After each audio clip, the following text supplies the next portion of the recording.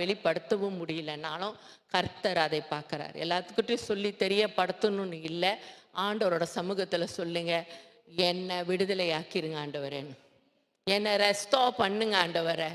லாசுரு மாதிரி கட்டப்பட்டு நாரிப்பே இருக்கிறேன் என் லைஃபு, ஆண்டவரை என் கட்டை அவிழ்த்து என்னை ஜீவனை கொடுத்துருங்க ஆண்டவரை.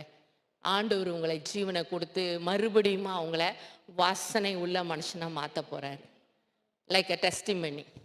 லாசுரு சீக்கா இருந்து போய் சுகப்படுத்தினதை விட அவர் கட்டப்பட்டு கல்லறையிலிருந்து நாரி போன பிறகு ஆண்டவர் விடுதலை கொடுக்கும்போது அந்த சாட்சியே வேற.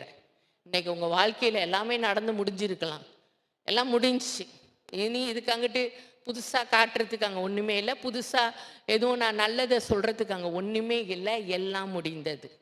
இன்னைக்கு அப்படி முடிஞ்சு போய் என் லைஃப் வாசனையாகவே இல்லைன்னே நீ மனஸ்தாபப்பட்டு கொண்டு இருக்கிறத கர்த்தர் பார்க்குறார்.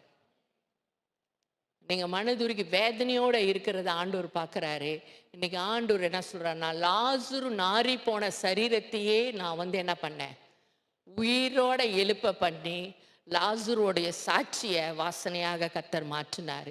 இன்னைக்கு உங்களையும் கர்த்தர் விடுவித்து உங்கள் சாட்சியை கர்த்தர் பிறருக்கு வாசனையாக மாற்றுவார். அதனால் நான் அப்படி ஆயிட்டேனேன்னு வருத்தப்படுகிறத விட அவர்கிட்ட போய்